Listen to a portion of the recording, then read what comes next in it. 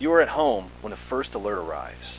The sharp sound of the television cuts through the afternoon silence, and the words appear in flashing red letters on the screen. Attention! The County Weather Service has issued a warning for a meteorological event. This warning is effective immediately and continues until dawn tomorrow. Citizens are advised not to observe this event with the naked eye. You frown. What kind of weather phenomenon cannot be observed? Your hands tremble slightly as you adjust the volume on the television. There is something in the cold, clinical language of the warning that makes your skin crawl. Minutes later, another alert replaces the first. This time, the text looks as though it was typed in haste, words slightly misaligned. Attention! Your local county authorities have issued a civil danger alert. The County Weather Service has issued the following correction to the meteorological warning in effect. For your safety, remain indoors. The meteorological event is safe for everyone to view. The warning has been lifted. You read it twice, 3 times. The contradictions unravel in your mind like tangled threads. First, you weren't supposed to look. Now it's safe. The warning has been lifted, or is it still in effect? A strange weight settles in your stomach, as if you had swallowed stones. Outside, you notice the sky is taking on a peculiar color. Not exactly gray, not exactly purple.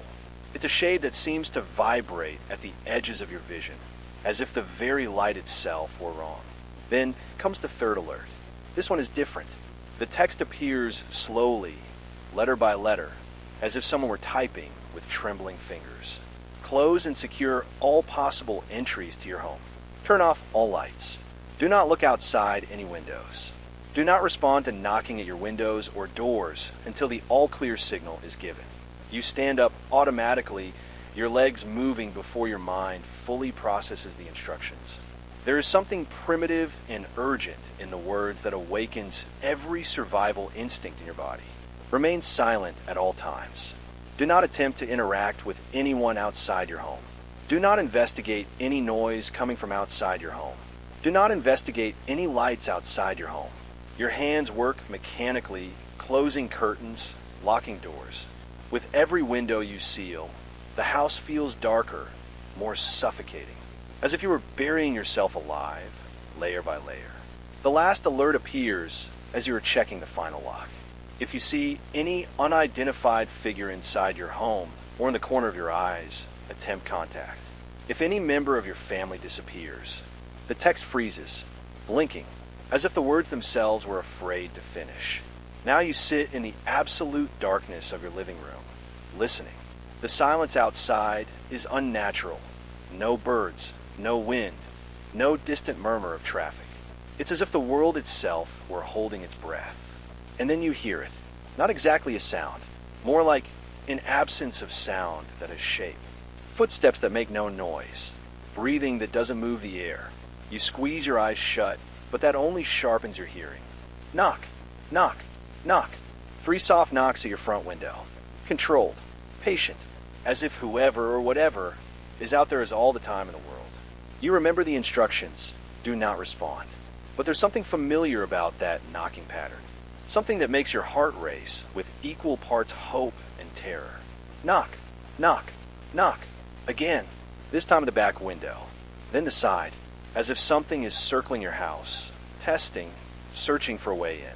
You press your palms against your ears, but the sound now seems to come from inside your own head. And that's when you realize you've been alone in the house for hours, but you're certain you heard footsteps upstairs not long ago. They weren't normal. Footsteps. They were too light, as if someone were tiptoeing, or as if they weren't really touching the ground at all. The clock on the wall reads 3:33 a.m. There are still hours left until dawn, and you begin to wonder, when exactly did your family leave the house? You remember them being here when the alert started, but now, the house feels far too empty, far too quiet. You try to recall the face of your wife, your children, but the images blur in your mind, like photographs left too long in the sun. Knock, knock, knock. This time, it comes from the front door, and you swear you hear a voice, soft, familiar, calling your name. The instructions echo in your head. If any member of your family disappears, But what happens if you can't remember whether they disappeared, or if they were ever really there at all?